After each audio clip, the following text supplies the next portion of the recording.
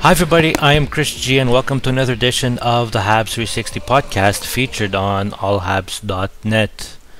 On this week's episode that aired on Saturday, May 4th, I spoke with my co-hosts Peter and George about the Eric Gryba hit on Lars Eller in Game 1 of the series against the Senators that eventually led to a 2-game suspension imposed by the league. Let's start with George's thoughts on the hit. It was a dirty hit. I mean, some people out there say it was Rafael Diaz's fault, and that's totally hogwash. I mean, using that rationale is like saying you got your car stolen, Chris, because you left your doors unlocked. It's not the thief's fault. It's your fault because you left the doors unlocked. I mean, we have rules that are in place to protect the players. It was a shot to the head. Doesn't matter if Diaz made the pass or not. A shot to the head is a shot to the head. It's a dirty hit, and the player got suspended, and that's it. Pete, what are your thoughts? No, you can't really blame Rafael Diaz. He just saw Lars Eller was open. His job is to make sure to find an open player and to get the puck out of the zone as fast as possible and at the right place too. So I wouldn't blame Diaz for that. It's the easy way to get out of, Paul McLean. I understand his point of view. He's trying to defend his player, and that's why he's blaming Diaz for it. But besides that, no, I don't think Diaz is solely responsible. No, and obviously, like the pass, it wasn't a good pass in the sense that the pass should not have been made. But that being said, it was Eric Gryba who did the hit. He ended up being suspended for 2 games by the NHL. So obviously the league thought that it wasn't a clean hit, and even though that same night on CBC or TSN they were just saying it was a hockey play gone bad, I definitely think that it was a hit that deserved to be suspended. Was it intentional? Does it really matter? It was a hit on the head, right? That was a direct contact, and you could sort of tell from the replay. We can't confirm it, but it looks like Lars Eller was unconscious as he was hitting the ice. So if that's the case, that means he got hit directly on straight to the head by Gryba. So I think it was a great call by the league. But that being said, before the suspension was announced, since Gryba got thrown out of the game at the time of the hit, I was expecting the league to give him maximum 1 game for Gryba. But that being said, 2-game suspension. I'm not going to be here to tell you that I'm not happy with it. Definitely, it's more than I expected, but I think it's still a fair suspension that was handed out. I thought player 61. If I'm Eller that got hit, I'm really mad at player 61, whoever he is, because he passed me the puck in the middle of the rink when I wasn't looking, and that's always been a dangerous place. As far as I know, ever since I've been playing this game, that's a dangerous place to be, and bad things happen.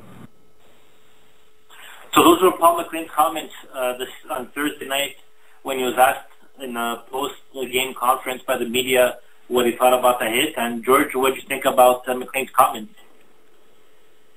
Well, obviously he's trying to defend his player, but he's wrong. I mean, it's simple as that. It doesn't matter if Diaz made a bad pass or not. The rule stipulates you don't hit to the head, and it was a shot to the head. So, I have nothing more to add to that.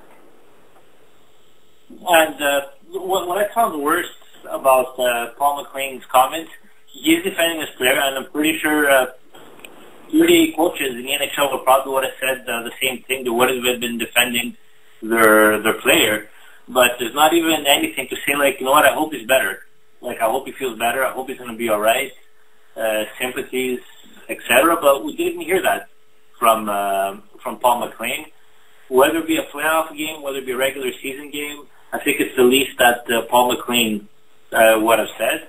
And honestly, I think if Paul McLean would have said, you know what, I hope the Lars Eller gets better, I think the whole comments that he said about number 61 and whoever that is, I think it would have gone by under the radar. I don't think people would have made such a big deal out of it.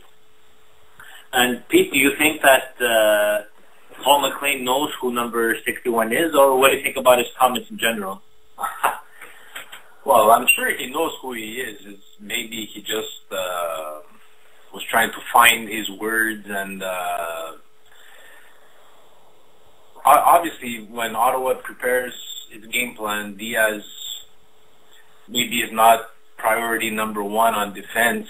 I'm sure they have priority on Markov and Subban, obviously, but that's where they make a mistake, because Diaz is just as dangerous as those players.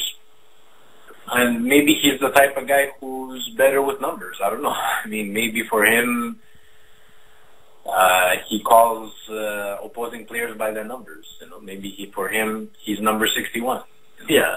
But that being said, the Canadiens and the Senators are in the same division, so they play each other. I think this year they played each other 4 times. So you're going into a 7-game series against the team. I'm pretty sure he knows Rafael Diaz, at least the name that he is. But the next morning in practice, there was some interesting comments that were made by a couple of people from the Montreal Canadiens side. He already showed enough disrespect over there, so we don't really care about what that bug-eyed fat walrus has to say. But one thing I could do, though, it's comment on McLean's comment. Inappropriate comment, no respect for the players on the ice, who was bleeding, no respect for his family in a stand.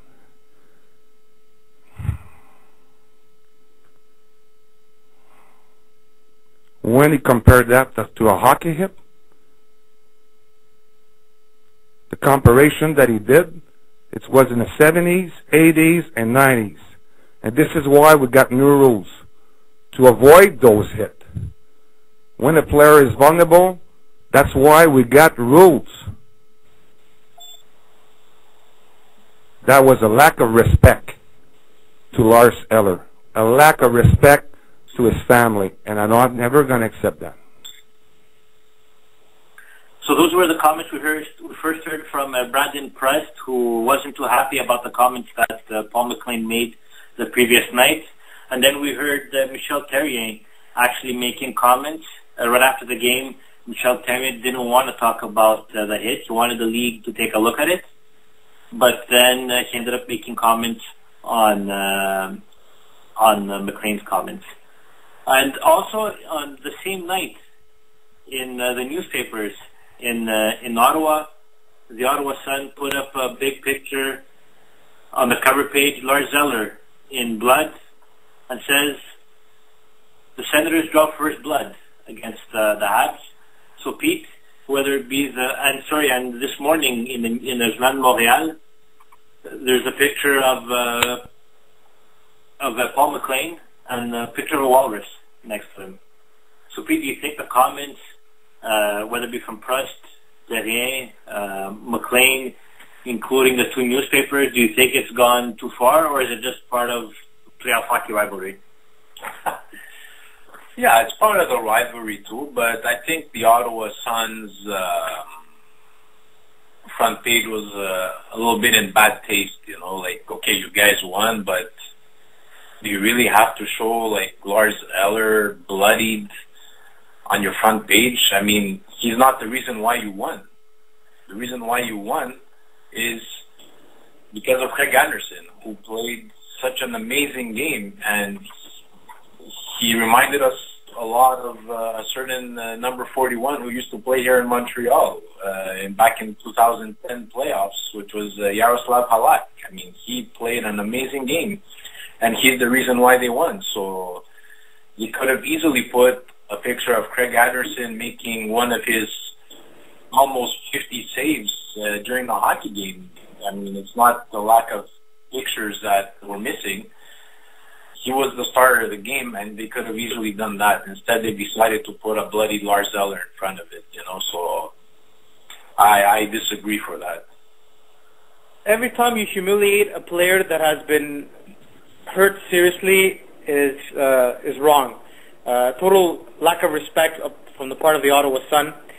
If they wanted to embarrass the Montreal Canadiens in a comical way, maybe I would have put a picture of a Montreal Canadiens player that was checked and was found ass first on the ice, on sitting down on his ass. That's funny. That's comical. Player is not hurt. He got up. The play continued. But when you humiliate a player like that was knocked out to a shot to the head, it's just wrong. And I think the Ottawa Sun went too far.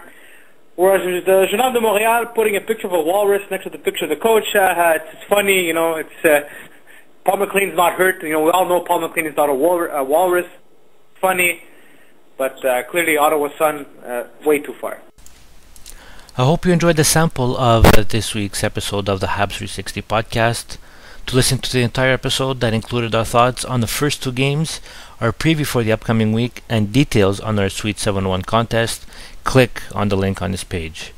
A reminder that you can follow me on Twitter at ChrisG1980, and you can follow Peter at Peter Galanos. Our next episode will air live on Saturday, May 11th at 2 p.m. Eastern Time. Follow us on Twitter at Habs360 for more details. Have a good week and enjoy the NHL playoffs.